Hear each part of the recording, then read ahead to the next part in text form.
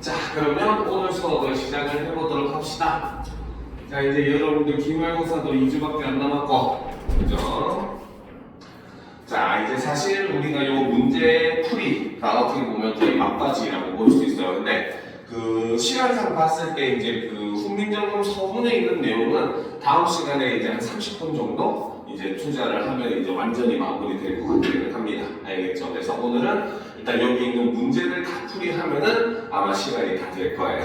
알겠죠? 그래서 문제 풀이를 위주로 진도를 나가보도록 할 겁니다. 다들 준비됐습니까? 그죠? 자, 지난 시간에 했었던 거 이제 그 다음 문제부터 이어서 같이 풀이를 해보도록 합시다.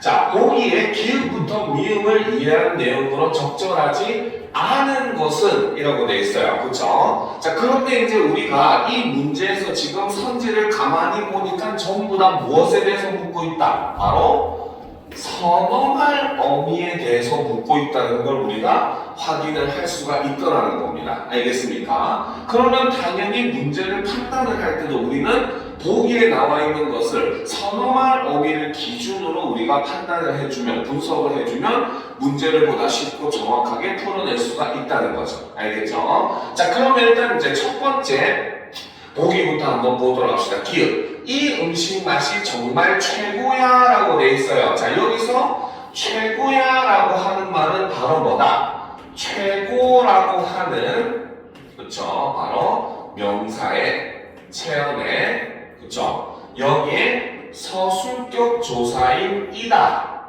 이게 바로 서술격 조사인 이다. 이것이 결합을 하게 되고, 그리고 이제 마지막에 종결 어미로서 아가 이렇게 결합된 모습을 볼 수가 있어요. 그래서 이때 여기서 이와 아가 이제 바로 뭐다? 우리가 음운 변동으로 하면은 모음 축약일 수도 있고 최근 경향으로 따지면 반모음화 교체 현상으로도 볼 수 있죠. 그래서 이것이 축약이 되어가지고 두 개가 합쳐져서 야로 변하는 이런 모습을 우리가 현재 확인을 할 수 있습니다. 알겠습니까? 그러면 이 경우에는 바로 뭐다? 선어말 어미가 사용되지 않았다라고 볼 수가 있고, 자, 시제의 경우는 요거 같은 경우, 그쵸? 선생님이 전에 수업 때도 얘기했어요. 형용사랑, 그쵸? 그 다음에 서술격 조사의 경우는, 조사는 바로 뭐다? 기본형이 현재 시제를 나타낸다.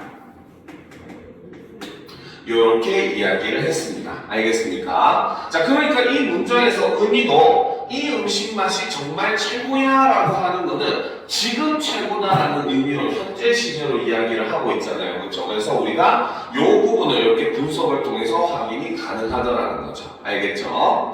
자, 그 다음 보도록 합시다. 어제는 꽃샘추위가 장난이 아니더라 라는 거죠. 자, 여기서 아니더라 라고 하는 걸 보게 되면은 기본형이 아니다 라고 볼 수가 있겠죠. 그쵸? 자, 여기 이 용어네 그 플러스 과거 시제를 나타내는 더 요것이 붙었죠. 그쵸? 자, 그 다음에 이제 마지막에 무엇이다? 종결 어미로서 뭐뭐라 요것이 결합된 모습을 볼 수가 있어요. 알겠습니까? 그런데 여기서 또 의미를 한번 살펴보면은 어제는 꽃샘추위가 장난이 아니더라 라고 한다는 것은 바로 뭐다? 내가 직접 느껴봤더니 매우 추웠다는 의미를 나타낸다고 볼 수가 있겠죠. 그렇죠? 그러면 여기서 사용된 바로 이 더라고 하는 과거 시제는 바로 뭐다? 발화자의 경험을 나타내는 그러한 더의 의미라고 볼 수가 있어요. 알겠습니까? 자, 근데 더는 사실 두 가지 의미로 쓰일 수가 있습니다. 직접 이렇게 경험한 일을 나타낼 수도 있고, 반면에 다른 사람에게 들은 말을 전달하는 내용으로도 쓸 수가 있기는 해요. 알겠죠? 그러니까 내신에서는 이런 점은 여러분들이 좀 주의를 해주실 필요가 있습니다. 알겠습니까? 자, 그 다음 이제 보도록 합시다. 세 번째, 3번 문제를 보게 되면은, 자, 비가 저렇게 계속 오니 소풍은 다 갔네라는 거죠. 자, 여기서 갔네는 자, 기본적으로 가다라고 하는 동사에 그쵸? 그 다음에 원래는 과거 시제를 나타내주는 선어말 어미인 아시 이렇게 결합을 했습니다. 그리고 마지막에 종결 어미인 내가 이렇게 결합되어 있는 모습을 볼 수가 있어요. 그렇죠? 그런데 문장의 의미를 살펴보니까 비가 저렇게 계속 오니 소풍은 다 갔네. 그 말은 소풍을 갈 수 있다 없다? 없다는 뜻이에요. 근데 중요한 건 뭐다? 이 소풍을 가는 시점은 과거가 아니라 미래가 되는 거죠. 그렇죠? 즉 여기서 과거 시대를 사용한 이유는 바로 무엇이다? 바로 원래는 미래의 일이지만 그렇죠? 일이지만 그 중에서 굉장히 확실한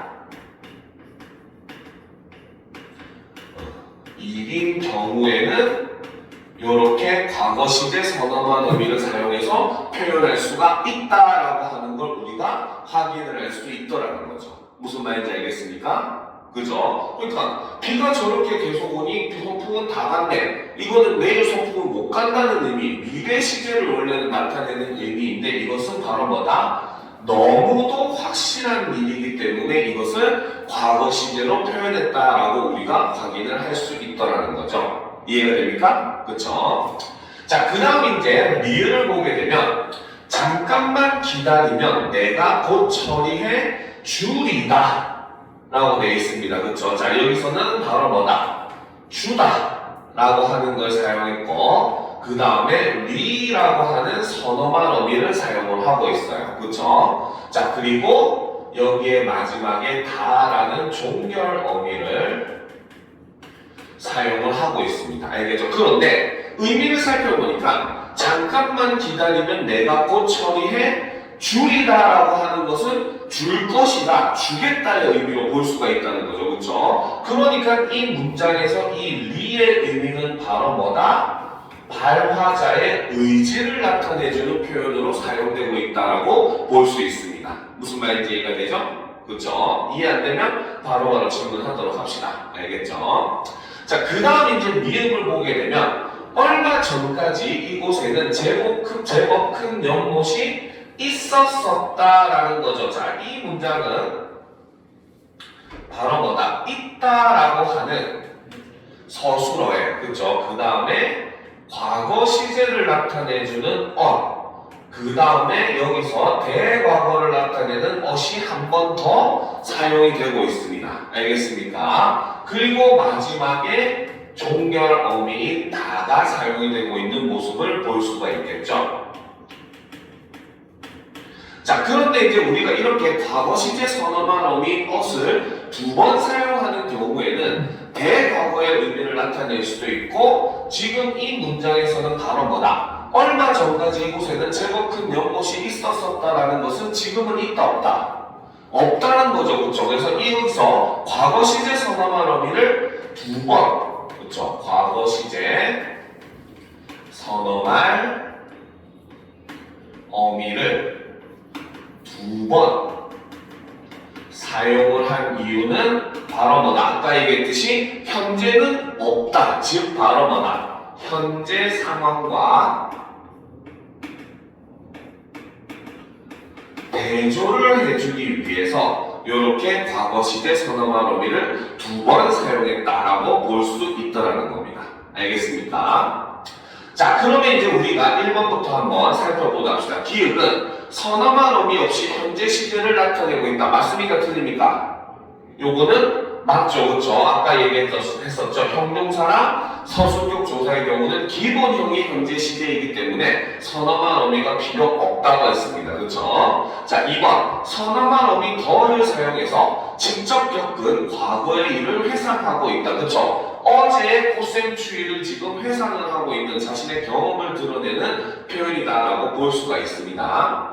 자, 3번 선어말 어미 at을 사용하여 미래의 일을 이미 정해진 양 말하고 있다. 그렇죠? 이것도 굉장히 확실한 경우를 나타내고 있다라고 볼 수 있다는 거죠. 그렇죠?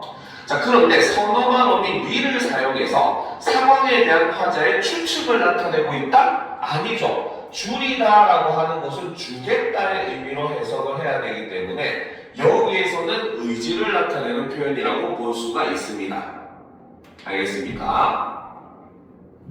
알겠죠? 자, 그러니까 여기서 정답은 4번 추측이 아니라 의지라고 표현하는 것이 더 맞더라는 거죠. 알겠습니까? 알겠죠? 자, 그 다음 선어만 어미 ot을 사용해서 현재 상황과 다른 과거 상황을 나타내고 있다. 이거는 맞다고 볼 수 있겠죠. 현재와 대조를 하고 있었죠. 그렇기 때문에 정답은 4번입니다. 자, 다음 문제로 넘어가 보도록 합시다. 그렇죠? 자, 다음 문제를 보시면 자, 요걸 보도록 합시다.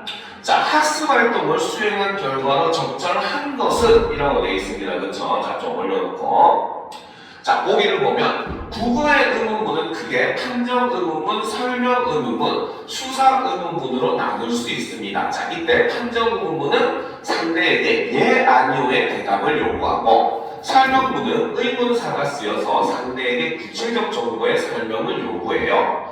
의문사는 의무에 초점이 되는 사물이나 사태를 지시하는 말입니다. 수사 의문문은 형태는 의문문이지만 굳이 대답을 요구하지 않고 어떤 사실을 강하게 긍정하거나 부정하는 등 화자의 감정을 강조하여 전달하지요. 그러면 아래 그림에 따라 자료의 기읍부터 리을을 분류할 때 시에 해당하는 것만을 있는 대로 찾아봅시다 라는 거죠. 너무 쉬운 문제죠. 그쵸? 자, 보시면 자료를 보시면 자, 먼저 의문사가 사용되었는가? 우리는 의문사를 찾아볼 수가 있어요. 그쵸? 어디에? 자, 1번 내가 너한테 밥 한 끼 못 살까? 여기에 의문사가 없습니다. 그쵸? 그런데 2번을 보게 되면 아까 같이 있던 사람 누구야 할 때 누구? 그쵸? 그 다음에 자, 그 영화 재미없었니? 여기는 의문사가 없는데 리을에 보면 이 시간에 어디가 할 때 요 어디?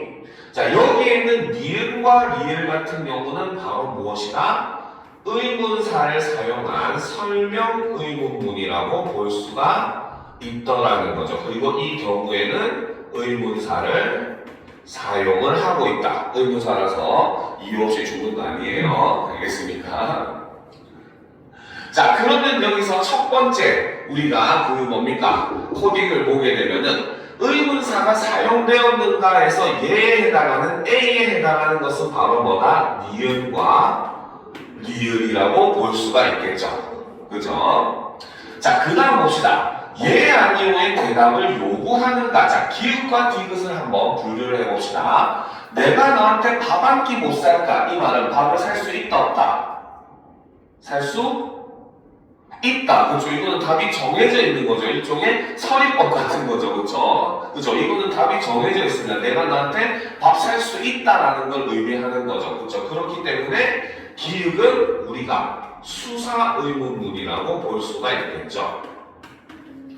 자, 그런데 그 영화 재미없었니? 라고 하는 건 재미있었다, 재미없었다, 예 또는 아니요로 대답할 수가 있는 의문문이죠. 그렇죠. 그렇기 때문에 디귿의 경우는 바로 뭐다? 판정 의문문이다. 요렇게 볼 수가 있겠죠. 그러면 예, 아니요의 대답을 요구하는 판정 의문문에 해당하는 것은 디귿이 되는 것이고 결국 마지막에 대답을 요구하지 않는 의문문의 형태만 가지고 있는 수사 의문문의 경우는 기역에 해당한다라고 볼 수 있다는 거죠. 그죠? 그래서 우리가 수사 의문문 하면은 한국 사람들이 제일 많이 묻는 질문 있잖아요. 밥은 먹었니? 밥은 먹고 다니니? 하는 것들, 그치? 이런 것들은 대답을 요구하지 않는 질문들, 바로 수사 의문문. 그 다음에 우리가 사람들을 만났을 때 인사하는 말, 안녕하세요라고 하는 것도 원래 이 말의 유래가 바로 뭐였냐면은 원래 이제 나이가 많으신 분들은 밤 사이에 아프거나 그걸로 인해서 돌아가시는 경우가 많거든요. 그러니까 원래는 다음날 아침에 자식들이 부모님한테 밤 사이에 아무런 일이 없었느냐를 묻기 위해서 안녕하세요라는 말을 썼는데 지금은 그런 의미는 다 사라지고 그냥 이제 별일 없냐라고 하는 일종의 친교의 기능으로서 묻는 게 안녕하세요라는 말이거든요. 그래서 이거 같은 경우도 사실상 우리가 수사 의문문이라고 볼 수가 있다는 거죠. 알겠죠? 그래서 이런 것들은 판정 의문문과 설명 의문문 그리고 수사 의문문의 개념을 이해하고 있는가 결국 이거를 묻는 문제이기 때문에 여러분들이 쉽게 해결을 할 수 있을 거라고 봅니다. 자, 그 다음 봅시다. 보기의 내용을 바탕으로 자료의 문장 성분을 분석한 내용으로 적절하지 않은 것은 이라고 되어 있어요. 그렇죠? 자, 봅시다. 자, 문장 성분이나 문장 안에서 문장을 구성하면서 일정한 문법적 역할을 하는 각 부분을 말하며 문장 성분 역할을 하는 언어의 단위는 다양하다. 단어, 띄어쓰기의 단위인 어절, 둘 이상의 단어나 어절이 모여 문장의 일부분을 이루는 단위인 구, 주어와 서술어를 갖추었으나 독립하여 쓰이지 못하고 다른 문장의 한 성분으로 쓰이는 단위인 절 등이 문장 성분으로 기능할 수 있다라는 거죠. 그렇죠? 자, 그러면 여기서 우리가 한 가지 유념하고 넘어가야 되는 것은 바로 구와 절의 개념입니다. 알겠죠? 그래서 구와 절은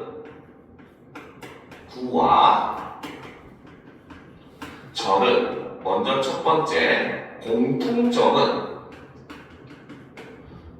둘 다 바로 무엇이다? 둘 이상의 낱말로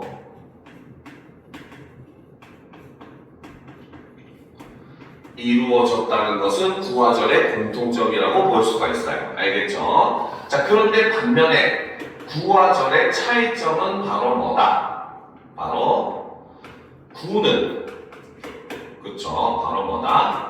주어와 서술어 관계가 성립하지 않습니다. 알겠죠? 절은 원래가 하나의 문장이었던 것이 다른 문장 속에서 하나의 성분처럼 기능을 하는 것이기 때문에 절의 경우는 주어와 서술어가 성립을 한다고 볼 수가 있어요. 알겠죠? 그런데 반면에 구의 경우는 바로 뭐다? 그냥 둘 이상의 단어가 한 가지 공통된 역할을 하게 되면 이거를 묶어서 얘기하는 거고, 이때 구는 주어와 서술어의 관계가 성립하지 않는다는 거죠. 예를 들어서 말이 정말 매우 빠르다 이렇게 얘기했을 때는 여기서 정말과 매우 같은 경우가 바로 빠르다를 수식해주고 있잖아요. 그렇죠? 그러면 정말과 매우를 두 개를 묶었을 때 정말 매우는 주어와 서술어로 우리가 분석을 할 수 없잖아요. 그렇죠? 이럴 때 우리는 이것을 묶어서 구라고 표현을 하는 겁니다. 알겠습니까? 알겠죠? 이해가 되죠? 이해가 안 되는 표정인데, 그치? 자, 그러면 이제 우리가 본격적으로 자료에 있는 문장을 분석을 해보도록 합시다. 알겠죠? 자, 첫 번째 문장부터 봅시다. 내 동생 작년에 중학교 졸업했어. 그쵸? 항상 이런 문장을 봤을 때는 우리가 여러분들이 가장 주의해서 볼 게 바로 여기 있는 서술어들을 중심으로 여러분들이 판단을 해주셔야 됩니다. 알겠습니까? 자, 그러면 서술어를 중심으로 판단을 해봅시다. 자, 졸업했다라고 하는 서술어를 사용을 하고 있어요. 자, 그러면 이 졸업을 한 주체는 누굽니까? 이 문장에서. 누가 졸업했다는 거예요? 누가? 바로 동생이 졸업을 했다는 거죠. 그러면 당연히 여기 있는 내 동생이라고 하는 것이 바로 뭐다? 주어의 기능을 하고 있다라고 볼 수가 있다라는 겁니다. 알겠습니까? 자, 그 다음에 이제 작년에는 바로 뭐야? 작년이라고 하는 말에 애가 붙었죠. 그쵸? 요걸 좀 더 분석을 하고 넘어갑시다. 그쵸? 자, 그래서 내 동생이 주어의 역할을 하는데 이 경우는 내와 동생이라고 하는 단어가 두 개가 합쳐서 구를 이루고 있고, 이 경우 이거를 다시 분석해보면 바로 뭐다? 내라는 낱말이 동생이라고 하는 낱말을 어떻게 수식해주고 있는 모습을 우리가 확인할 수가 있다는 거죠. 세상에 수많은 동생 중에 누구 동생? 내 동생이라는 의미의 범위를 줄여주고 있다는 거죠. 그렇죠? 그렇기 때문에 여기서 내는 일종의 바로 뭐다? 관형어의 기능을 하고 있는 낱말이고, 그렇죠? 그리고 실제 진짜 주어는 바로 뭐다? 요 동생이라고 하는 단어가 진짜 주어를 역할을 하고 있죠. 하지만 이거를 구로 묶었을 때 여기서 내 동생은 우리가 주어 서술어로 나눌 수가 없잖아요. 그렇죠? 이것만 가지고는. 그러니까 이것을 구로 묶었을 때 바로 요 구 자체가 바로 뭐다? 주어의 역할을 하고 있다라고도 볼 수 있더라는 겁니다. 알겠습니까? 이해가 되죠? 그렇죠? 됐습니까? 자, 그리고 이제 두 번째, 작년에라고 하는 것은 작년이라고 하는 명사에 여기에 에라고 하는 부사격 조사가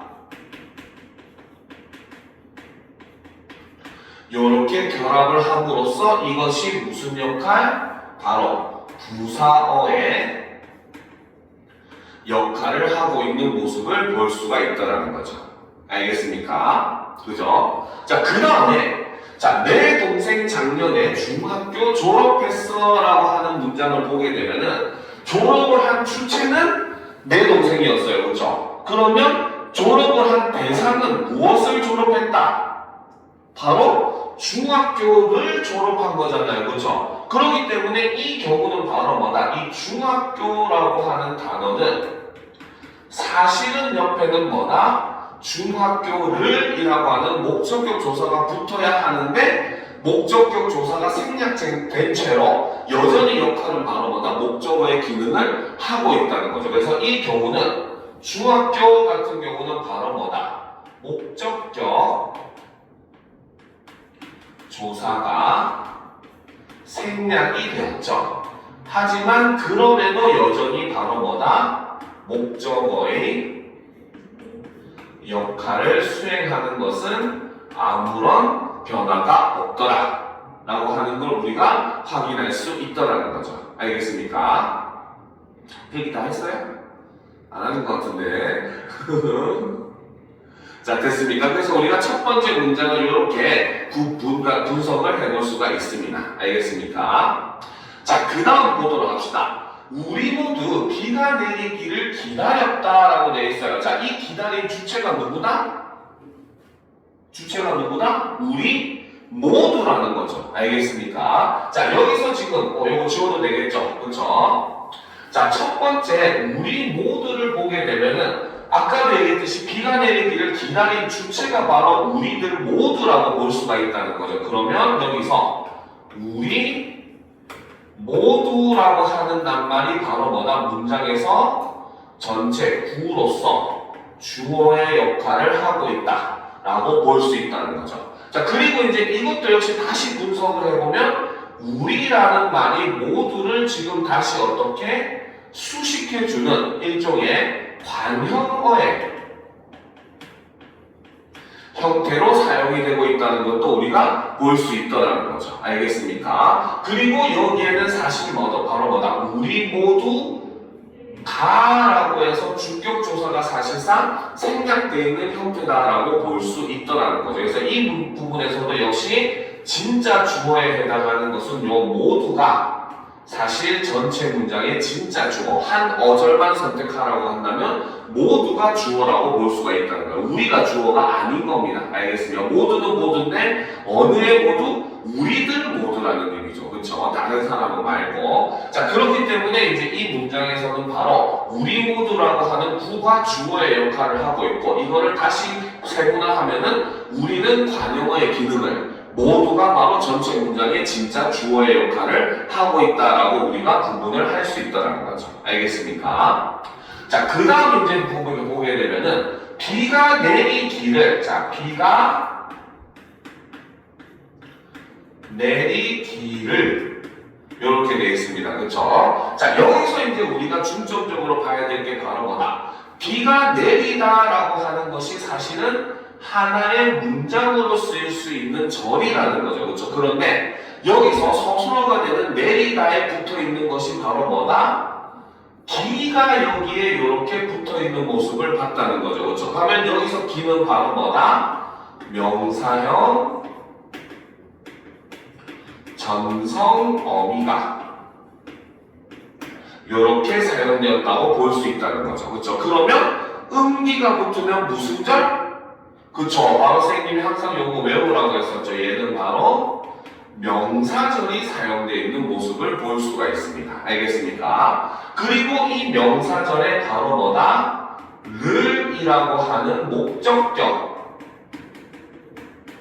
조사가 붙어있는 모습을 볼 수 있고, 그러면 이 경우는 바로 뭐다? 명사절이 무슨 역할? 목적어의 역할을 하고 있다라고 볼 수가 있더라는 거죠.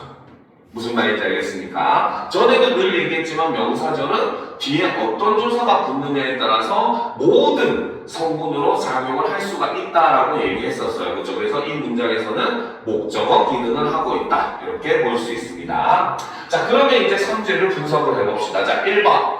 기획에서는 내 동생이라는 구가 주어 역할을 하고 있구나. 맞다고 볼 수 있겠죠. 아까 분석한 내용이죠. 그렇죠? 자, 2번. 기획에서는 작년에라는 어절이 부사어 역할을 하고 있구나. 그렇죠? 부사격 조사의 꾸밈을 받았기 때문에 부사어 역할을 하고 있죠.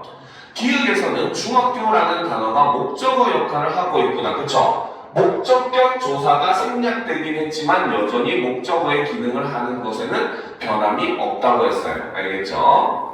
자, 4번. 니은에서는 우리 모두라는 구가 부사어 역할을 하고 있구나? 아니죠. 정확하게 고치면은 주어의 역할을 하고 있다라고 보는 게 맞겠죠. 그래서 정답은 4번이라는 겁니다.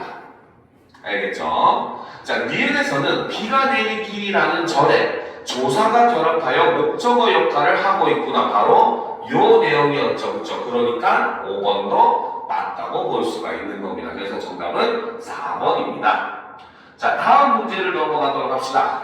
그렇죠? 자, 바로 필수적 부사어에 대한 내용이죠.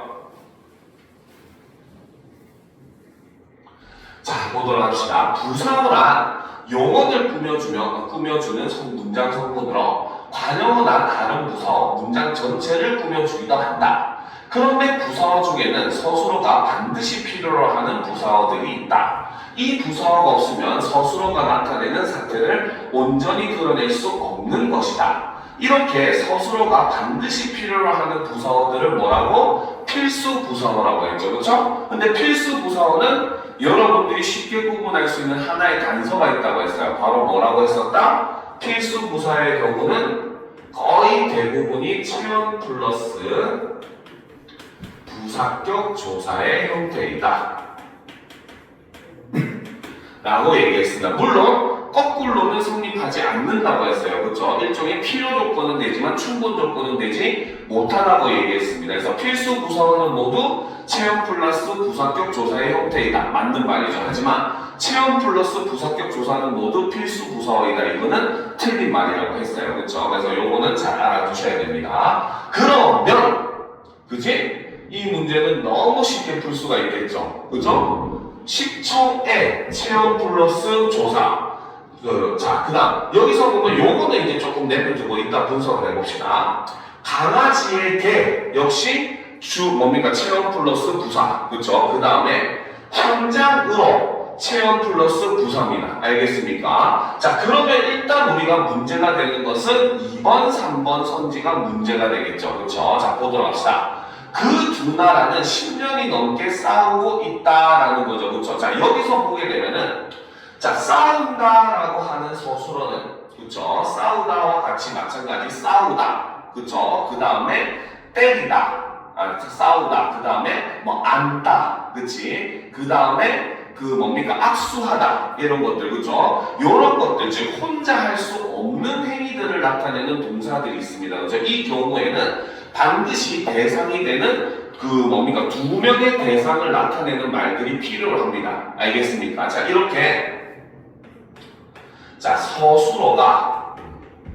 서술어에 쓰인 동사가 혼자 할 수 없는 행위를 나타내거나 혹은 비교하는 내용인 경우에는 그쵸? 상례를 나타내는 말이 반드시 반드시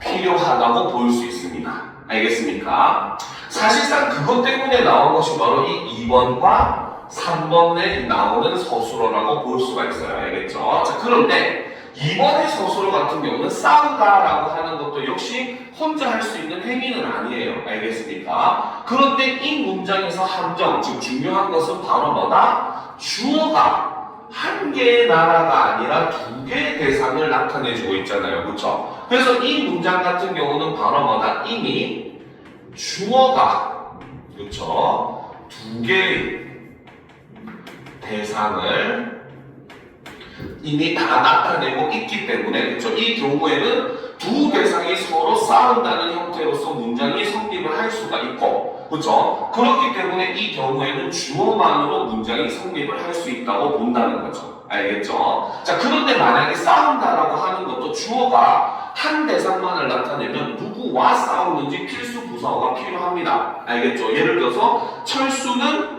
민수와 크게 싸웠다. 이렇게 얘기했을 때 이 민수와는 필수 부사어라고 볼 수 있다는 거죠. 무슨 말인지 알겠습니까? 자, 그런데 이제 3번을 보도록 합시다. 근데 여기서 보면 비슷하다라고 하는 것은 아까 얘기했던 여기 두 번째에 해당하는 비교하는 내용이라고 볼 수가 있겠죠. 그렇죠? 그러면은 바로 뭐다? 그 비교 대상이 되는 저기 걸어오는 사람은 누구랑? 내 친구. 이게 바로 뭐다? 내 친구가 비교 대상이 되는 것이고 이것이 바로 뭐다? 필수 부사어라고 볼 수가 있어요. 그래서 여기서는 정확하게는 바로 뭐다? 내 친구 여기에 필부사격 조사인 와가 생략이 되었다라고 보셔야 됩니다. 알겠습니다. 그래서 내 친구와 비슷한 해서 와과 비교 부사격 조사가 생략되었다라고 보셔야 된다는 거죠. 그렇죠? 그러면 3번 같은 경우에 있는 내 친구는 필수 부사어라고 볼 수가 있지만 2번 10년이 넘게 그렇죠? 이 문장에서 싸운 기간 같은 경우는 필수적인 내용이 아니라는 겁니다. 알겠죠? 그렇기 때문에 정답은 2번이 된다는 거죠. 알겠습니까? 자, 근데 여기서 우리가 이제 조금 더 추가를 해준다면, 그죠? 자, 문장을 분석해보면, 자, 4번 문장 같은 경우는 아이는 지나가는 강아지에게 정신이 팔렸다라고 했을 때, 여기서는 바로 뭐다? 지나가는 이라는 말이 강아지를 꾸며주죠, 그죠? 이것을 문장으로 바꾸면 강아지가 지나가다라고 하는 문장으로 성립할 수 있고, 이 경우 뭡니까? 요 지나가는 이라고 하는 것은 바로 관형사절의 역할을 하고 있다. 이렇게 볼 수 있다는 거죠. 알겠습니까? 자, 그 다음에 이제 역시 다음 문장도 역시 보면은 검사는 사건을 조사할 사람들을 현장으로 보냈다라고 했을 때 사건을 조사하다라는 말이 지금 사람들을 꾸며주는 역할을 하고 있습니다. 그렇죠? 이것도 역시 바로 뭐다? 관형사절 역할을 하고 있고 이것을 올바른 문장으로 하면 뭐다? 사람들이 사건을 조사하다 이런 문장이 될 수가 있다는 거죠. 알겠습니까? 그래서 이렇게 이제 우리가 문장 처리나 이런 것도 분석을 하는 것도 계속 연습을 하는 게 중요합니다. 이 단원에서는. 자, 그러면 이제 다음 문제로 넘어가 보도록 합시다. 그죠?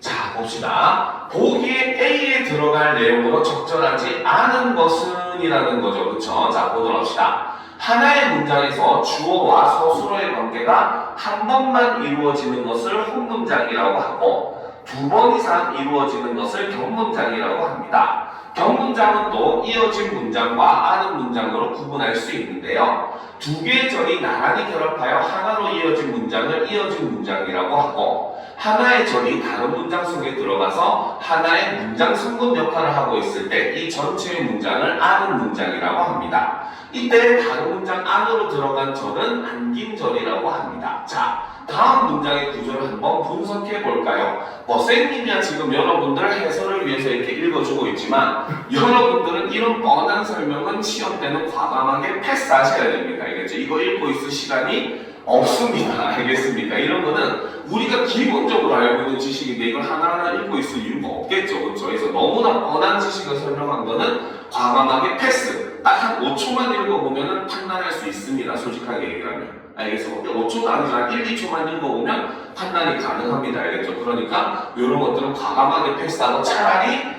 요거를 분석하는데 여러분들이 시간을 더 투자하세요. 알겠습니까? 자, 그러면 이제 우리가 하나하나씩 문장을 분석해 보도록 합시다.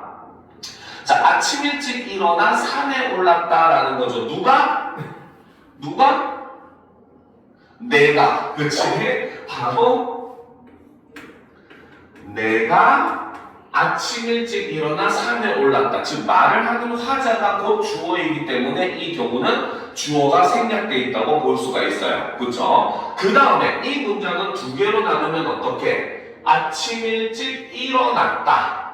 그리고 뭡니까? 산에 올랐다. 정확하게는 내가 아침 일찍 일어났다. 내가 산에 올랐다. 이렇게 두 개의 문장으로 나눌 수가 있겠죠. 그렇죠? 그러면 이렇게 딱 그림을 그려놓으니까 얘는 무슨 문장? 바로 이 경우는 이어진 문장이라고 볼 수가 있더라는 거죠. 알겠습니까? 그리고 두 문장 사이의 관계를 살펴보게 되면 아침 일찍 일어나 산에 올랐대요. 자, 그러면 여기서 아침 일찍 일어난 게 먼저입니까? 산에 오른 게 먼저입니까? 일어난 게 먼저죠. 일어나야 올라갈 거지. 자는 채로 올라갈 수는 없을 거 아니에요. 그치? 그러니까 일어난 게 먼저고 그 다음에 산에 올라가는 행위를 했다라는 의미로 우리가 해석을 할 수 있다는 거죠. 그러면 얘는 바로 뭐다? 시간의 선후 관계를 나타내주는 문장이라고 볼 수가 있고, 그렇기 때문에 이 경우는 바로 뭐다? 종속적으로 이어진 문장이라고 하는 것을 우리가 분석할 수 있더라는 거죠. 무슨 말인지 알겠습니까? 자, 그 다음 이제 보도록 합시다. 산에는 상쾌한 공기가 가득하다라는 거죠. 자, 여기서 큰 문장은 산에는 공기가 가득해요. 그렇죠? 그런데 그 공기가 어떻더라? 상쾌하다라는 거지. 그치? 자, 상쾌하는 술 깰 때 먹는 음료수가 아닙니다. 알겠습니까? 그죠? 자, 그래서 여기서 보면 산에는 상쾌한 공기가 가득하다. 즉 얘는 상쾌하다라고 하는 서술어의 관형사형 어미 니은이 붙은 형태라고 볼 수가 있고, 이 경우는 바로 뭐다? 관형사절을 안고 있는 문장이라고 볼 수 있겠죠. 그러면 이거를 두 개로 나누면 바로 뭐다? 산에는 공기가 가득하다. 공기가 상쾌하다. 이렇게 두 개의 문장으로 나눌 수가 있겠죠. 알겠습니까? 이해가 되죠? 그래서 두 개로 나누면 산에는 공기가 가득하다. 그리고 공기가 상쾌하다. 이렇게 두 개의 문장, 여기 공기는 가로쳐 주는 게 좋겠죠. 왜? 공통된 성분이라서 생략이 된 경우다라고 볼 수 있습니다. 알겠습니까? 자, 그 다음 문제를 봅시다. 나는 숨을 깊이 들이쉬었다. 자, 여기서 이제 학생들이 의문을 가진 게 바로 깊이라는 말이 될 거예요. 그렇죠? 자, 깊이는 뭡니까? 깊다라고 하는 형용사에 이가 결합된 형태예요. 그러면 우리는 이 이가 접사인지 어미인지를 구분해야 되겠죠. 그렇죠? 접사인 경우에는 선생님이 뭐라고 했다? 서술성을 잃어버린다. 어미인 경우에는 뭐라고 했다? 서술성은 여전히 존재한다. 그 말은 문장으로 뽑아낼 수 있다고 얘기했습니다. 알겠습니까? 그러면 나는 숨을 깊이 들이쉬었다라는 문장에서 깊다라는 걸 서술로 쓰는 문장을 뽑아낼 수 있어요? 있어요? 없어요? 있겠어요? 없겠어요? 깊다를 서술로 하는 문장을 뽑아낼 수 있을까? 나는 숨을 깊이 들이쉬었다. 여기서는 뽑아낼 수가 없습니다. 알겠죠? 그래서 여기서 이 깊이라고 하는 것은 바로 뭐다? 깊다라고 하는 형용사 어근에, 그렇죠? 형용사 어근에 이라고 하는 부사 가생 접사가 접사가 결합된 형태이고, 그렇기 때문에 얘는 아예 품사가 바로 뭐다? 부사로, 그쵸? 부사로 품사가 변화를 한 것이고, 이것 때문에 바로 뭐다? 서술성을 완전히 잃어버렸다고 볼 수가 있더라는 거죠. 그렇죠? 그러면 이 경우에 나는 숨을 깊이 들이쉬었다라고 하는 문장은 그러면 서술어가 될 수 있는 것은 들이쉬었다 하나밖에 없더라는 겁니다. 알겠죠? 그러면 이 문장은 바로 무엇이다? 혼문장이 된다는 겁니다. 알겠습니까? 이해가 되죠? 자, 그 다음 이제 네 번째 문장을 봅시다. 세상을 다 가진 느낌이었다. 자, 여기서 서술어가 될 수 있는 가진이 있죠. 그렇죠? 가진이라고 하는 것은 가지다. 여기에 관형사형음이 니은이 붙어가지고 우리는 관형사절을 이루고 있다라고 볼 수가 있다라는 거죠. 그렇죠? 그래서 여기서 보면 세상을 다 가지다 라고 하는 문장이 느낌이 든다 라고 하시면 느낌을 꾸며주고 있는 형태. 즉 여기서 보면 세상을 다 가지다 라고 하는 것이 느낌을 꾸며주는 형태라고 볼 수가 있는 관형사절입니다. 알겠습니까?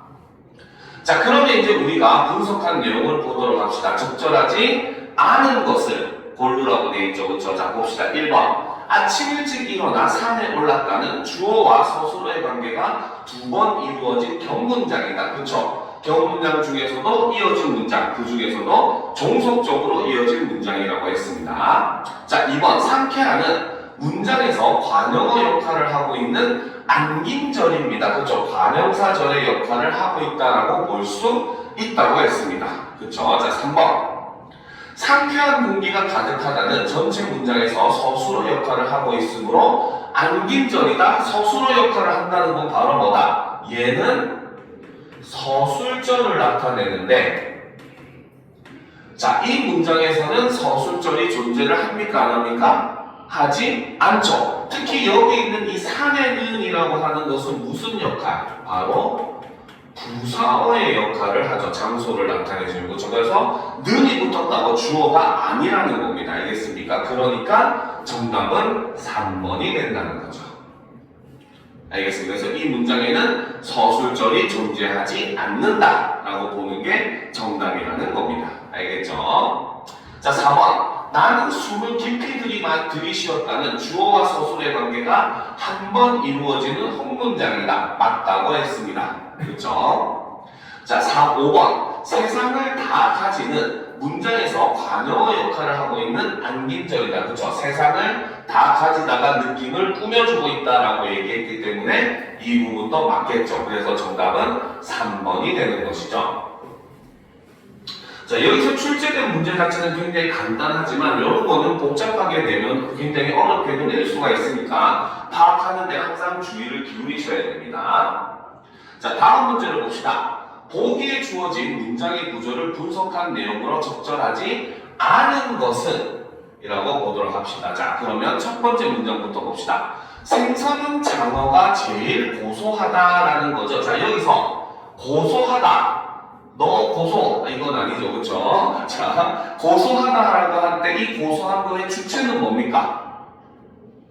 주체는 뭐예요? 뭐가 고소해요? 그렇죠. 직접적으로 호응하는 주어는 바로 장어입니다.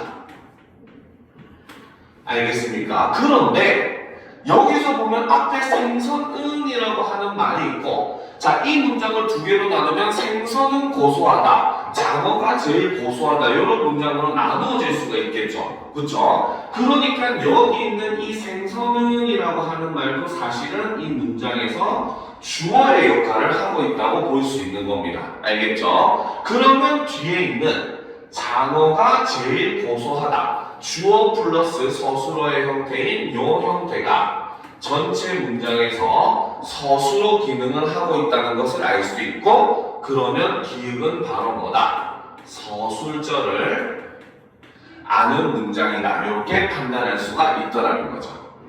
알겠습니까? 이해가 되죠? 자, 그 다음에 이제 니은을 보도록 합시다. 내 취미는 스케이트 타기가 아니다라고 돼 있어요. 그렇죠? 자, 이거를 우리가 분석을 해보면, 자, 무엇이 아닌 겁니까? 주어는 뭐겠어요? 바로 내 취미가 아니라는 거죠. 그렇죠? 그러면 이 문장에서 주어는 내 취미는이 주어가 되는 겁니다. 알겠습니까? 오케이? 이해가 됩니까? 그죠?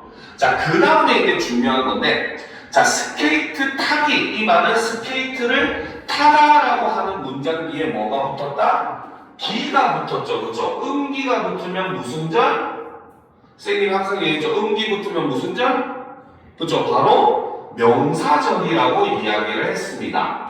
명사절, 관용사절, 부사절은 이 표지로 파악하는 게 제일 쉽다고 얘기를 했어요. 그죠? 굳이 다른 거 볼 필요 없다고 했습니다. 알겠습니까? 그렇기 때문에 여기서는 지금 기라고 하는 표지를 사용했기 때문에 명사절이라고 볼 수 있죠. 그런데 기 다음에 붙어있는 조사가 바로 뭐다? 가라고 하는 조사가 붙어있어요. 그쵸? 우리 국어에서 이 가라고 하는 조사는 두 가지로 쓰일 수가 있다고 했어요. 바로 뭐다? 주격 조사일 수도 있고 복격 조사일 수도 있다고 얘기했습니다. 주격 조사와 복격 조사의 형태가 동일하다고 했어요. 그렇죠? 그러면 뭘로 구분한다? 뒤에 오는 서술어로 구분한다. 복격 조사의 경우는 뒤에 오는 서술어가 뭐다? 되다, 아니다인 경우에는 복격 조사가 사용되고 복격 조사로 판단한다라고 얘기했습니다. 그러면 여기에 있는 마지막 서술어가 아니다이기 때문에 여기에 있는 다라고 하는 조사는 결국은 무슨 조사? 복격 조사라고 볼 수가 있는 것이고, 그렇죠? 그렇기 때문에 이 문장은 바로 뭐다? 명사절에 복격 조사가 결합을 해서 무슨 기능? 보어의 기능을 하고 있는 것이 이 두 번째 문장의 특징이라는 거죠. 그러니까 이 두 번째 문장은 서술절도 아니고, 알겠습니까? 주어가 두 번 쓰인 것도 아니라는 겁니다. 알겠습니까? 그런데 실제로 이렇게 명사절을 이용해서 서술절을 한 번 더 쓰는 경우도 존재합니다. 서술어를 아니다 뒤에 다른 빼고 다른 걸 넣으면 서술절이 돼버려요. 되다나 아니다가 아닌 이상은. 알겠습니까? 그래서 내 취미는 스케이트 타기. 나는 스케이트 타기가 좋다. 이렇게 해버리면 어때요? 이 경우는 스케이트 타기가 그 주어의 역할을 해버리게 되니까 이 경우는 바로 뭐다? 스케이트 타기가 좋다라고 하는 문장이 다시 또 나는 좋다라는 문장에서 서술어 역할을 해버리거든요. 그럼 이때는 명사절과 서술절이 쓰이는 경우가 되는 거예요. 무슨 말인지 알겠습니까? 이해가 돼요? 이해가 안 돼요? 한번 적어놓고 보면 좀 더 쉽게 이해를 할 겁니다. 한번 적어봅시다. 그 예문을. 자, 나는 스케이트 타기가 너무 좋다. 자, 이런 문장이 있다고 봅시다. 그렇죠? 이 문장에서는 아까 얘기했듯이 스케이트 타기라고 하는 것은 기를 사용했기 때문에 역시 바로 뭐다? 명사절이라고 우리가 판단이 가능하다는 거죠. 그죠? 그런데 명사절 뒤에 쓰여 있는 조사가 가이고 서술어가 되다나 아니다가 아니에요. 그쵸? 그러면 이 경우에 가는 뭘로 판단할 수밖에 없다? 주격 조사로 판단할 수밖에 없습니다. 무슨 말인지 알겠습니까? 이해가 되죠? 자, 그러면 이 경우에는 바로 뭐다? 크게 봤을 때 주어, 그 다음 주어, 그리고 얘가 서술어, 이렇게 이루어진 구조로 나눌 수가 있더라는 거죠. 알겠습니까? 그러면 이렇게 아까 얘기했듯이 주어, 서술어가 놓이게 되면 어떻게? 뒤에 있는 주어와 서술어가 바로 뭐다? 서술어의 기능을 하는 것이고 이것이 바로 다시 서술절로 우리가 분류를 할 수가 있더라는 겁니다. 알겠습니까? 그래서 이런 경우도 가능하기 때문에 여러분들이 것들이 이런 것도 같이 봐두면은 내신 문제를 어떻게 변형을 하더라도 쉽게 풀어낼 수가 있겠죠. 알겠습니까? 이해가 되죠? 그죠? 이렇게 하니까 이해가 되죠? 그치? 안 됩니까? 안 되면 질문하세요. 이해가 됩니까? 그쵸. 자, 그래서 이제 이렇게 지금 이 문제에서는 뭡니까? 명사절이 보어로 사용이 되고 있지만 실제로 서술어만 바꾸어주면은 바로 뭐다? 요런 문장은 명사절과 서술절이 동시에 이루어진 문장으로도 만들 수가 있더라는 겁니다. 알겠죠? 자, 그럼 이제 마지막 세 번째 문장은 한번 분석을 해보도록 합시다. 자, 감동을 주는 책을 만나기가 쉽지 않다. 자, 여기서는 감동을 주다라는 것이 지금 책을 꾸며주고 있죠. 그쵸? 자, 그러면 여기서 첫 번째 문장은 바로 뭐다? 책이 감동을 주다라고 하는 문장이 뭘로? 여기서는 관형사절로 쓰여서 바로 책이라고 하는 명사를 꾸며주는 형태로 우리가 분석을 할 수가 있습니다. 알겠죠? 자, 그리고 두 번째, 만나기. 음기가 쓰이면은 뭡니까? 무슨 절? 명사절이라고 했죠. 그렇죠? 그러면 두 번째는 바로 뭐다? 책을 만나다 라고 하는 문장이 바로 뭐다? 명사절로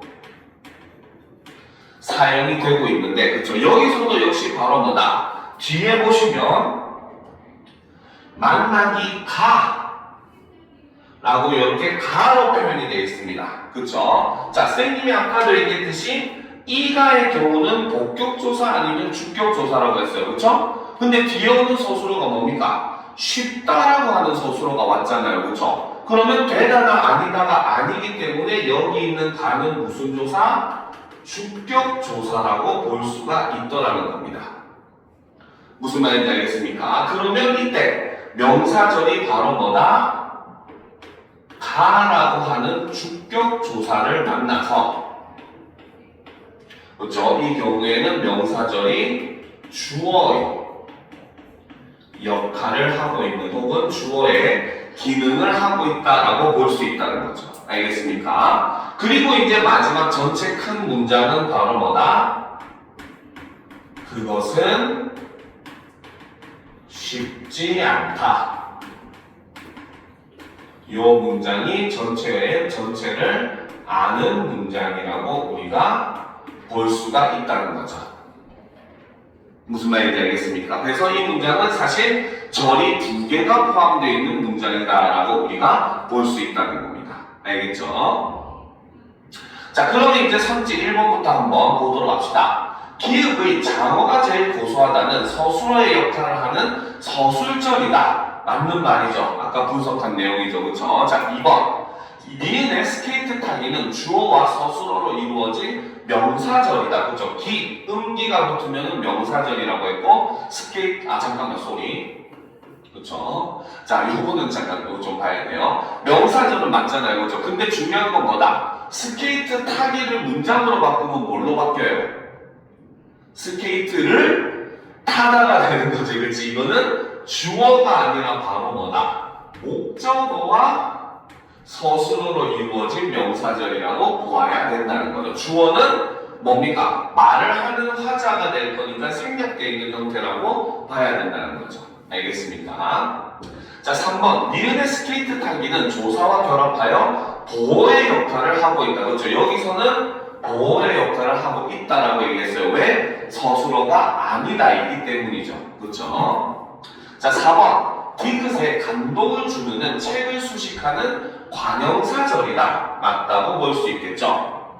자, 5번. 디귿에 감동을 주는 책을 만나기는 조사와 결합하여 주어의 역할을 하고 있다. 그렇죠? 서술어가 되다가 아니다가 아니기 때문에 여기 있는 가는 당연히 주격조사일 수밖에 없다고 얘기했습니다. 그래서 정답은 2번이라고 봐야 되죠. 알겠습니다. 자, 그러면 다음 문제로 넘어가 보도록 합시다. 자, 밑줄 친 단어가 보기 디귿 니은의 사례로 적절하지 않은 것은 이라고 되어 있어요. 자, 그러면 여기서는 결정이 되어 있죠. 기읍은 피동사, 니은은 사동사인 경우를 찾으라는 것입니다. 알겠습니까? 자, 이거는 이제 문장에서 의미를 통해서 보시면 되는 거죠. 그렇죠? 자, 보도록 합시다. 잠이 와서 자꾸 눈이 감긴다. 자, 여기서 지금 감기는 주체는 누굽니까? 감기는 주체 무엇이 감기는 거야?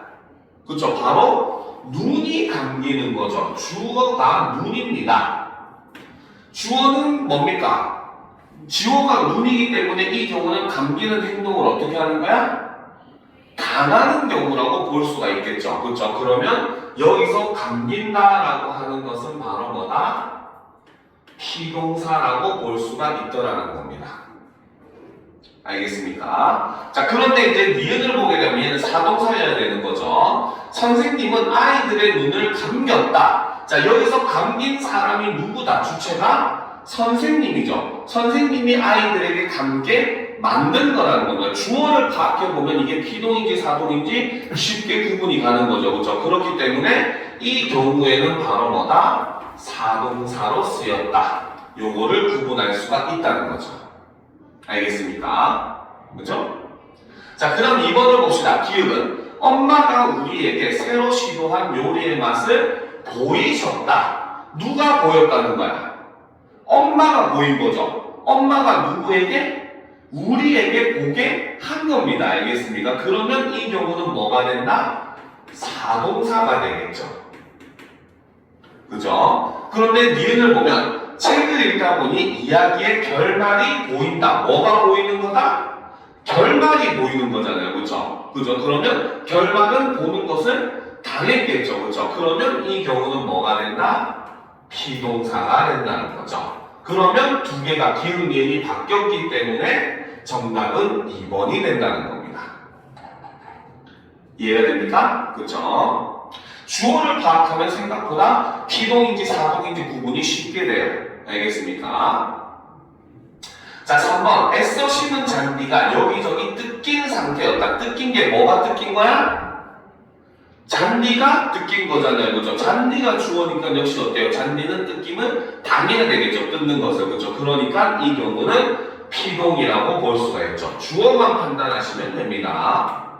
자, 소에게 풀을 충분히 뜯겼더니 사실 누가 뜯게 만든 거야? 여기서는. 지금 주어가 생략이 돼 있죠. 내가 혹은 또는 목동이 되겠지. 그치? 그러니까 소에게 풀을 뜯게 만들었다는 의미로서 이 문장을 썼기 때문에 요거는 사동사라고 볼 수가 있더라는 거죠. 알겠습니까? 자, 4번. 이 구절이 사람들에게 어떻게 읽히는지. 읽히는 주체가 바로 뭐다? 구절이 주어잖아요. 그죠? 그러니까 당연히 여기서 구절은 읽음을 당해야 되겠죠. 피동사입니다. 알겠습니까? 그런데 선생님은 문예반 학생들에게 셰익스피어를 항상 읽히곤 하셨다. 여기서 주체는 선생님이 누구에게? 학생들에게 읽게 만든 거잖아요. 그렇죠? 그러니까 당연히 이 경우는 사동사라고 볼 수가 있다는 거죠. 그죠? 자, 게으른 사람에게는 좋은 기회가 잘 잡히지 않는 법이다. 잡히는 게 뭐다? 주체가? 바로 기회가 주체죠. 그렇죠? 그러니까 여기서는 주어가 좋은 기회가 주어입니다. 알겠죠? 그러니까 이 경우도 피동사가 되는 거죠.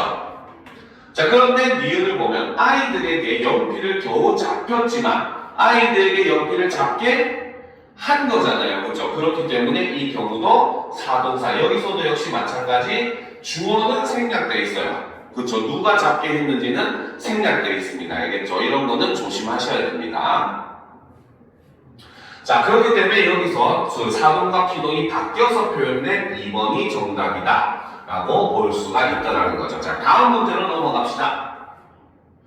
자, 목이 기읍이 실현된 문장으로 적절하지 않은 것은 바로 기읍은 감정 높임이죠. 이런 거 굳이 읽어볼 필요가 없겠죠. 그렇죠? 자, 선생님이 전에 수업 때 얘기했습니다. 자, 우리 국어에서 바로 뭐다? 간접 높임의 실현 방법을 이야기를 했을 때, 그쵸? 저번에 수업 때도 한번 얘기했었죠. 자, 첫 번째 방법은 바로 뭐다? 바로 높임의 대상의 그쵸? 바로 주어의 형태를 사용해가지고 높임의 대상이 사물인 주어를 소유하고 있는 이런 형태로 우리가 표현이 가능하다고 했었어요. 그렇죠? 그래서 대표적인 게 주례 선생님의 말씀이 있으시겠습니다. 이렇게 표현을 했었잖아요. 그렇죠? 그러니까 첫 번째 간접 높임을 표현하는 방법은 높임의 대상이 주어를 수식해주는 형태로 만들어줄 수 있었다는 겁니다. 알겠습니까? 자, 그런데 이제 두 번째 형태는 그렇죠? 선생님이 전에 수업 때 얘기했었죠. 그렇죠? 바로 뭐다? 높임의 대상이 그렇죠? 얘가 주어입니다. 알겠습니까? 그런데 다시 또 뭐다? 여기에 주어가 등장하고 여기에 서술어가 등장하는 일종의 서술절의 형태를 통해서 표현을 하면은 이것도 간접 높임이라고 이야기를 했었습니다. 알겠습니까? 이해가 되죠? 자, 그래서 선생님이 이거에 그 예문으로서 들었던 게 할머니는 귀가 밝으시다 이런 문장 예를 들었었던 거 기억날 겁니다. 그렇죠? 여기서도 뭡니까? 밝은 거와 직접 호응하는 거는 귀잖아요. 할머니가 아니라. 그렇죠? 그래서 귀가 밝다라고 하는 문장이 할머니는 밝다라는 전체 문장에서 서술어의 역할을 하고 있기 때문에 서술절을 아는 형식이라고 볼 수 있고 이 경우 간접 높임으로 본다고 했습니다. 알겠죠? 자, 그러면 1번부터 한번 봅시다. 할머니는 귀가 어두우시다. 자, 이 문장을 보면 할머니는 여기서 주어이고 이 할머니가 바로 높임의 대상이 되는 거죠. 그죠? 자, 그런데 그 뒤에 보면은 귀가라고 하는 주어가 한 번 더 나오고 그 다음에 어두우시다라고 하는 서술어가 등장을 하죠. 그러면 이 경우는 바로 뭐다? 서술절을 안고 있는 이러한 형태를 통해서 간접 높임을 형상화했다라고 우리가 볼 수 있다는 거죠. 그렇기 때문에 이 경우는 간접 높임이라고 우리가 판단이 가능하다는 겁니다. 알겠습니까? 됐죠? 그죠? 됐습니까? 여기까지 이해돼요? 그렇죠? 자, 그러면 그 다음 문장으로 넘어가 보도록 합시다. 자, 할아버지의 양복이 멋있으시다. 여기서는 할아버지가 바로 높임의 대상입니다. 자, 그런데 여기서 이 높임의 대상이 바로 뭐다? 주어인 양복을 어떻게 수식해주는 이런 형태로 만들어놨었죠. 앞에서 얘기했었던 첫 번째 방법을 사용해가지고 높여주고 있습니다. 그렇죠? 그러니까 이 경우도 역시 마찬가지 간접 높임으로 우리가 볼 수 있더라는 거죠. 알겠습니까?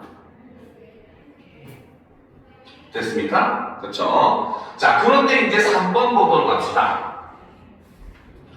그죠? 자, 이모, 혹시 음료 생각 있으세요? 이거는 올바른 문장으로 만들면 뭐다? 음료 생각이 있으세요? 혹은 음료를 마실 생각이 있으세요? 라는 게 되잖아요. 그렇죠? 자, 그러면 여기서 있으세요와 호응하는 주어는 바로 뭐다? 음료 생각이 바로 이 문장에서 주어의 역할을 하고 있는 겁니다. 알겠습니까? 그런데 이제 중요한 거는 이 음료에 대해서 생각하는 사람이 누구다? 이모죠. 그렇죠? 바로 이 이모가 바로 이 주어의 생각을 하는 진짜 주체라고 볼 수가 있고 이것이 바로 높임의 대상이 된다는 거죠.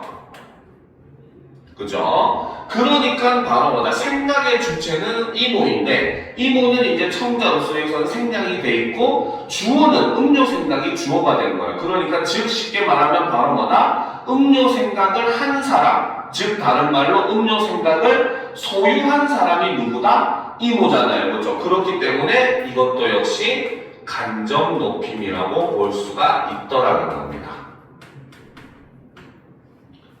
무슨 말인지 알겠죠? 이해가 됩니까? 그죠? 자, 그 다음 이제 4번을 보도록 합시다. 그 어르신은 따님이 아주 유명하시다라는 거죠. 자, 여기서도 그 어르신이 바로 주어이자 높임의 대상이죠. 자, 그런데 이제 중요한 건 그 다음에 따님이도 역시 주어입니다. 왜? 서술어가 아주 유명하다라고 하는 되다나 아니다가 아니기 때문에 보어일 수가 없다는 거죠. 그러면 남은 거는 주어밖에 없다는 겁니다. 그렇죠? 그리고 여기서 유명하시다라고 하는 게 서술어죠. 그러면 이 경우도 1번과 마찬가지로 바로 뭐다? 주어 서술어의 형태, 바로 서술절을 안고 있는 형태라고 볼 수 있고, 그렇기 때문에 이 경우도 역시 마찬가지 간접 높임이라고 볼 수가 있더라는 거죠. 무슨 말인지 알겠죠? 그죠? 이해가 됩니까? 이해가 됩니까? 그죠? 자, 그런데 이제 마지막 문장을 보도록 합시다. 저희 아버지는 휴대전화를 안 쓰십니다. 안 쓰는 사람 주체가 누구다? 바로 아버지죠. 그렇죠? 아버지가 바로 주어이자 높임의 대상입니다. 자, 주어가 높임의 대상인데 이게 간접 높임이 되려면은 무조건 서술절의 경우밖에 없겠죠. 그렇죠? 그런데 뒤에 문장을 보면 휴대전화를 안 쓴대요. 그렇죠? 여기서는 지금 또 다른 주어가 있습니까? 없습니까? 없잖아요. 그렇죠? 그러니까 여기서 안 쓰십니다에 쓰신다는 누구를? 주어인 아버지를 어떻게? 직접 높여주고 있죠. 그렇기 때문에 5번 문장은 직접 높임에 해당하는 것이고, 그렇기 때문에 정답은 5번이다라고 볼 수가 있습니다. 알겠습니까? 왜? 쓰지 않는 주체가 아버지 그 자신, 바로 높임의 대상 그 자체이기 때문에. 무슨 말인지 알겠죠? 알겠죠? 자, 다음 문제로 넘어가 보도록 합시다. 자, 봅시다. 자, 기읍부터 리을을 모두 포함한 문장으로 적절한 것은 이라는 거죠. 자, 관형어가 체언을 수식하는 경우는 크게 4가지로 나눌 수 있다. 관형사가 관형어로 쓰인 경우, 체언이 관형어로 쓰인 경우, 체언의 관형격 조사 의가 결합한 형태가 관형어로 쓰인 경우, 관형사절이 관형어로 쓰인 경우. 그러면 이제 우리는 요거를 분석해 봐야 되겠죠. 그렇죠? 자, 그러면 관형어부터 모두 한번 찾아봅시다. 자, 1번 문장. 나의 동생은 내가 공부하던 국어 교과서를 빠르게 읽었다라는 거죠. 자, 여기서 지금 관형어가 될 수 있는 거는 첫 번째, 나의. 그렇죠? 자, 여기서 나의라고 하는 낱말을 바로 뭐다? 나라고 하는 대명사, 바로 체언이죠. 여기에 의라고 하는 관형격 조사가 결합된 형태다라고 볼 수 있어요. 그래서 이 의가 관형격 조사라고 볼 수가 있겠죠. 그러면 기응, 니은, 티끌, 리을 중에 뭐에 속한다? 얘는 디귿에 속하는 경우라고 볼 수가 있더라는 겁니다. 알겠습니까? 그죠? 그죠? 자, 그래서 나의 동생은 내가 공부하던, 자, 두 번째 관형어는 바로 뭐다? 공부하던이라는 거죠. 얘는 공부하다 라고 하는 동사의 어간에, 그쵸? 그 다음에 여기에 던이라고 하는 관형사형 어미가 결합된 형태라고 볼 수 있고, 이것은 이꼴 바로 뭐다? 관형절이라고 볼 수가 있더라는 거죠. 그러면 얘는 바로 몇 번? 리을에 해당하는 사례다. 이렇게 볼 수 있다는 겁니다. 알겠습니까? 자, 그 다음에 이제 또 관형어가 하나 더 있습니다. 바로 어떤 거? 국어. 교과서는 교과서인데 무슨 교과서? 국어 교과서. 즉 교과서의 범위를 줄여주고 있잖아요. 그렇죠? 그러면 여기서 국어는 바로 뭐다? 국어라고 하는 명사 체언이 그대로 어떻게 관형어로 사용이 되고 있는 모습이라고 볼 수 있고, 이 경우는 바로 뭐다? 니은에 해당하는 경우다라고 볼 수 있습니다. 알겠습니까? 자, 그래서 그 국어 교과서를 빠르게 읽었다. 빠르게는 빠르다가 부사격조가 부사상 어미인 개를 만나서 부사어가 된 거죠. 그렇죠? 그렇기 때문에 일단 관형어만 찾으라고 했으니까 1번은 니은, 디귿, 니을을 포함하고 있지만 기역을 포함하고 있지 못하더라는 거죠. 그렇죠? 그러니까 1번은 답이 아니라는 겁니다. 알겠습니까? 자, 그러면 이제 2번도 한번 분석을 해보도록 합시다. 자, 그의 아들은 역시 여기서도 그의 라고 하는 것은 바로 뭐다? 그라고 하는 대명사에 그렇죠? 관형격 조사 의가 결합된 형태이고, 이 경우는 바로 무엇? 디귿에 해당하는 경우라고 볼 수가 있더라는 거죠. 알겠습니까? 자, 그리고 이제 그 다음 봅시다. 그의 아들은 옛 생각에, 자, 여기서 옛은 바로 뭐다? 원래부터가 관형사인 것이 그대로 무엇으로? 관형어로 사용된 경우고, 이 경우는 기역에 해당한다고 볼 수 있겠죠. 알겠습니까? 자, 그의 아들은 옛 생각에 잠겨 학교 건물을 천천히 둘러보았다 할 때, 여기서 학교도 수많은 건물 중에 무슨 건물? 학교 건물이라고 했었죠. 그렇죠? 이 경우는 바로 뭐다?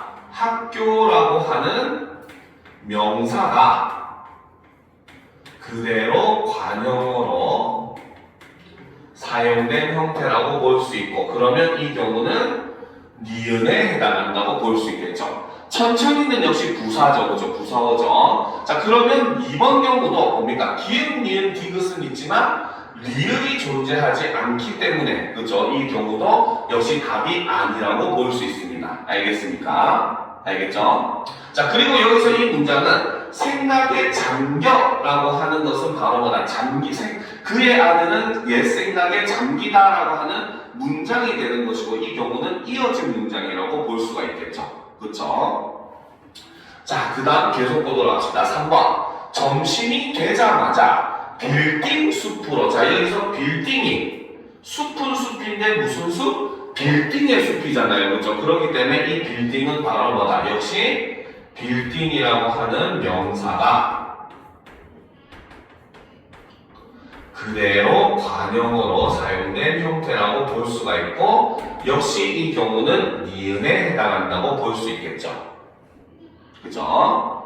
자, 그럼 빌딩 숲으로 여러 회사의, 자, 여기서 여러라고 하는 것은 그냥 대놓고 회사를 꾸며주고 있잖아요. 그렇죠? 그렇기 때문에 이 여러는 바로 뭐다? 그 자체로 관형사가 관형어에 기능을 하는 기역에 해당한다고 볼 수 있겠죠. 자, 그 다음 보면 여러 회사의라고 하는 것은 바로 뭐다? 회사라고 하는 명사 체언에 관형격 조사 의가 결합된 형태이고, 이것은 디귿에 해당한다고 볼 수 있습니다. 그래서 여러 회사의 직장인들이 쏟아져 나왔다라고 했을 때 이 문장도 역시 기역, 니은, 디귿은 있지만 리을이 존재하지 않는 모습을 볼 수 있다라는 거죠. 알겠습니까? 알겠죠? 자, 그리고 여기서도 역시 점심이 되자마자 라고 하는 걸 기준으로 점심이 되다라는 문장과 이어진 문장이라고 볼 수가 있더라는 거죠. 알겠습니까? 알겠죠? 그렇지? 자, 그 다음 이제 4번 문제 성질을 보도록 합시다. 자, 나는 그 강연에서, 자, 여기서 그는 이것이 대명사인지 관형사인지 구분해 보려면 조사를 붙여본다고 했었죠. 그렇죠? 그의 강연, 그이 강연, 그도 강연, 그를 강연 말 됩니까? 안 됩니까?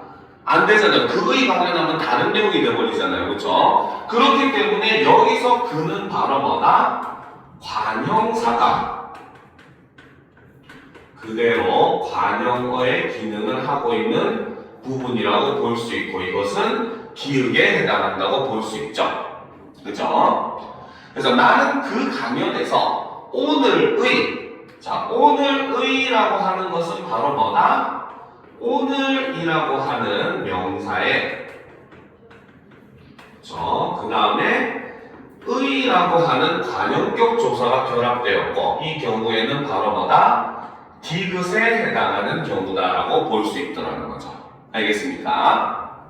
자, 오늘의 행복이 내일의 성공보다 내일의도 역시 마찬가지죠. 오늘의와 마찬가지로 체온의 그 관용격 조사 의가 결합된 형태라고 볼 수가 있죠. 자, 그래서 내일의 성공보다 중요하다는 중요하다는이라고 하는 것은 바로 뭐다? 중요하다 라고 하는 용어네. 여기에 는이라고 하는 관형사형 어미가 결합된 형태라고 볼 수 있습니다. 알겠습니까? 그래서 여기서는 중요하다는 말이 뒤에 오는 말을 꾸며주고 있잖아요. 그렇죠? 그렇기 때문에 이것은 바로 뭐다? 관형절이라고 볼 수가 있고 이것은 바로 리을에 해당하는 경우다라고 볼 수 있죠. 근데 4번은 기읍, 디귿, 리을은 있지만 니은이 존재하지 않기 때문에 답이 될 수가 없더라는 겁니다. 알겠죠? 자, 그 다음 이제 마지막 5번을 보도록 합시다. 자, 좀 올려놓고 분석을 해봅시다. 보기 좋게. 자, 나는 새 학기를 맞아. 자, 여기서 새롭다 할 때 이 새. 그쵸? 버드, 날아다니는 새가 아니잖아. 그치? 자, 그러면 여기서 새는 바로 뭐다? 관형사가 그대로 관형어의 기능을 하는 경우라고 볼 수 있고 이것은 기역에 해당한다고 볼 수 있겠죠. 그쵸? 자, 나는 새 학기를 맞아. 결의에 찬. 자, 결의에 차다라는 거죠. 찬이라고 하는 것은 차다라고 하는 동사 어간에 여기에 니은이라고 하는 관형사형 어미가 결합된 형태라고 볼 수 있고 그러면 얘는 뭐다? 관형사 절이 되는 것이고 이것은 리을에 해당한다고 볼 수 있겠죠. 됐습니까? 자, 그래서 결의에 찬 후배를 위해 나의, 그쵸? 나의라고 하는 것은 바로 뭐다? 나라고 하는 대명사에 여기에 관형격 조사의 의가 결합을 했고 이것은 디귿에 해당하는 경우라고 볼 수 있겠죠. 그죠? 자, 나의 공부 비법. 비법은 비법인데 무슨 비법? 공부하는 비법이라는 거죠. 그렇죠? 그러면 여기서는 공부라고 하는 체언, 명사가 그대로 관형어에 기능을 하고 있죠. 그러면 이 경우는 니은의 경우라고 볼 수 있죠. 비법은 비법인데 공부 비법을 얘기했으니까. 그렇죠? 그렇기 때문에 여기서는 기역, 니은, 디귿, 리을이 모두 쓰여 있는 모습을 볼 수가 있겠고 그래서 정답은 5번이 된다는 거죠. 무슨 말인지 알겠습니까? 이해가 되죠? 왜요? 웃겨요? 참 신기하죠? 그쵸? 이 작은 곳에 다 이렇게 다 들어가니, 그치? 자, 그러면 이제 다음 문제까지 풀어보고 쉬는 시간을 가지도록 합시다. 알겠죠? 자, 보기의 기읍부터 치읓을 분석한 내용으로 적절하지 않은 것은 이라고 되어 있습니다. 알겠죠? 자, 그러면 처음부터 보도록 합시다. 우리 학교에서 작년 가을에 이웃 돕기 행사를 주최한 적이 있다. 자, 여기서 우리 학교에서는 에서라는 조사가 붙었지만 얘가 하는 기능은 바로 뭐다? 바로 이 문장에서 서술어가 뭐야? 이웃 돕기 행사를 주최했다라는 거잖아요. 그렇죠? 주최한 적이 있다는 거잖아요. 그렇죠? 누가 주최했다? 우리 학교가 주최한 겁니다. 알겠죠? 그렇기 때문에 이 경우는 바로 뭐다? 자, 우리 학교라서 여기서 일단 우리는 그쵸? 지금 여기서 학교라는 명사를 꾸며주는 형태를 가지고 있죠. 그쵸? 즉, 앞에서 했었던 것과 마찬가지로 이 경우는 그 뭡니까? 체험이 그대로 관형어로 사용되는 형태라고 볼 수가 있고, 그 다음 중요한 건 아까 얘기했듯이 이 문장에서 주체를 한 주체가 바로 학교인 겁니다. 저번에 수업 시간에도 얘기했었죠. 주어가 기관이나 단체인 경우에는 주격조사로 에서를 사용할 수 있다고 얘기했습니다. 그렇죠? 그러면 여기에 쓰인 요 에서라고 하는 조사는 부사격 조사가 아니라 바로 무엇이다? 주격 조사라고 우리가 판단을 해줘야 된다는 겁니다. 무슨 말인지 알겠습니까? 이해가 되죠? 자, 계속 봅시다. 나는 활동에 참여하기가 싫었고 매점에서 파는 신상품 아이스크림에만 정신을 팔고 있었다라는 거죠. 자, 여기서 나는 이라고 하는 것은 바로 나라고 하는 대명사에 는 이라고 하는 보조사를 사용을 했고, 자, 이때 이 보조사의 의미는 바로 뭐다? 대조의 의미입니다. 즉, 이 문장의 숨은 뜻은 바로 뭐다? 다른 친구들은, 다른 학생들은 어떨지 모르겠지만 나는 행사에 참여하기가 싫었다는 의미가 되는 거잖아요. 그렇죠? 그러니까 여기서는 보조사를 사용해서 대조의 의미를 집어넣어주고 있더라는 겁니다. 알겠습니까? 자, 계속 보시면 나는 활동에 참여하기가 싫었고 매점에서 파는 신상품 아이스크림에만, 자, 아이스크림에만이라고 하는 단어를 보게 되면, 자, 여기서는 아이스크림이라는 명사에 여기에 에라고 하는 부사격 조사가 결합을 했고, 그리고 한 번 더 마지막에 만이라고 하는 보조사가 이렇게 결합되고 있는 모습을 볼 수 있더라는 거죠. 알겠습니까? 이해가 되죠? 그렇죠? 자, 계속 봅시다. 그래서 아이스크림에만 정신을 팔고 있었다. 결국 나와 재영이는 매점에서, 그렇죠? 매점에서라고 하는 것은 장소를 나타내는 매점이라고 하는 명사에 에서라고 하는 부사격 조사가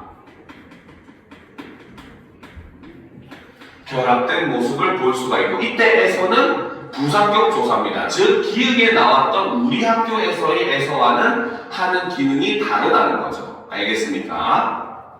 그래서 매점에서 아이스크림을 먹으며 놀았고, 자, 여기서는 아이스크림을 바로 목적격 조사를 사용하고 있는 모습을 볼 수 있겠죠.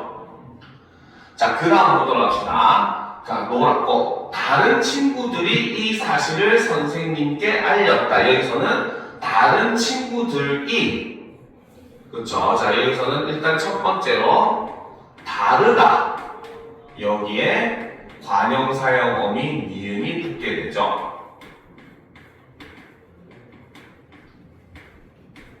자, 그래서 이 경우는 바로 뭐다? 관형사 절로 이렇게 볼 수 있다는 겁니다. 그렇죠? 그 다음에 두 번째는 친구들이라고 하는 저 명사의 복수형이죠. 자, 여기서 들은 바로 복수의 의미를 나타내는 정미사입니다. 알겠습니까? 여기서 복수는 리벤지 아니겠죠? 그치? 자, 복수의 의미, 둘 이상의 수를 나타내주는 정미사가 붙은 것이고, 알겠죠? 그 다음, 여기에 이라고 하는 주격 조사가 결합된 형태라고 볼 수가 있다는 거죠. 알겠습니까? 그래서 선생님께 알렸다. 선생님께서 오시는 걸 발견한 재영이가, 그렇죠? 자, 여기서 보시면 이거 지워도 되겠죠? 자, 여기서 이제 시옷은 여기 밑줄이 생략되어 있는데 요겁니다. 선생님께서 요거겠죠, 그렇죠? 자, 시옷은 바로 뭐다? 선생님이라고 하는 명사에, 그렇죠? 조사로 깨서가 결합되어 있는 모습을 볼 수 있죠. 이 깨서는 바로 뭐다? 주체 높임의 의미를 가지는 주격조사라고 이야기를 했습니다. 그래서 주격조사로서 높임의 의미를 가지는 깨서를 사용하고 있다. 이렇게 분석이 가능하다는 거죠. 그래서 선생님께서 오시는 걸 발견한 지영이가 선생님 오신다. 여기서는 바로 뭐다? 오는 사람이 누구다? 선생님인 거죠. 그렇죠? 그래서 여기서는 원래는 선생님 사이에 깨서라고 하는 주격조사가 어떻게? 현재 생략이 되어 있는 이런 상태라고 볼 수가 있더라는 겁니다. 알겠습니까? 자, 선생님께서 오신다라고 하는 주격조사를 생략했다고 볼 수 있겠죠. 자, 그래서 나에게 말했고 나와 재영이는 서둘러 매점 뒷문으로 나와 교실로 향했다. 이후에 나는 선생님께서 들으신 말이 사실이, 그렇죠? 사실이라고 하는 것도 사실이라고 하는 명사에 이라고 하는 중요한 건 그 다음이죠. 사실이 아니래요. 그러면 이는 무슨 조사? 복격조사가 되겠죠. 알겠습니까?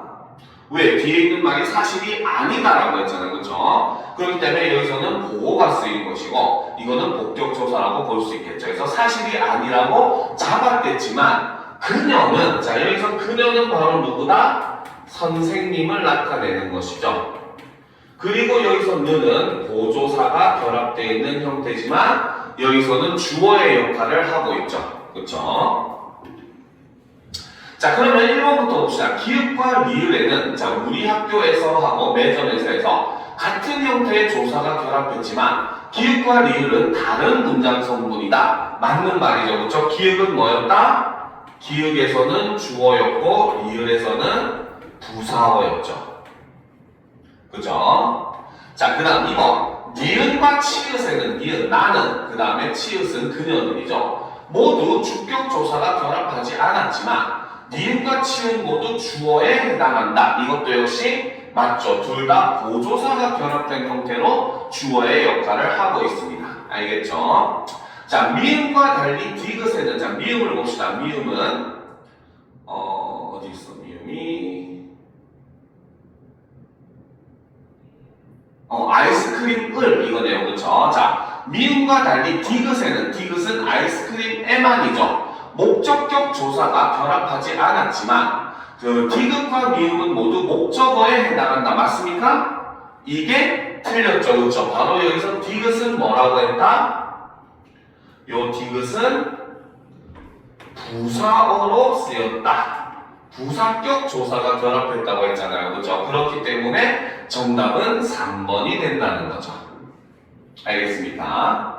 목적으로 쓰인 거는 미음밖에 없다는 거죠. 자, 4번. 비읍과 지읒에는 비읍, 다른 친구들이, 그 다음에 지읒은 사실이 같은 형태의 조사가 결합했지만 비읍과 지읒은 다른 문장 성분이다. 그렇죠? 비읍은 주어였고 지읒은 보어였죠.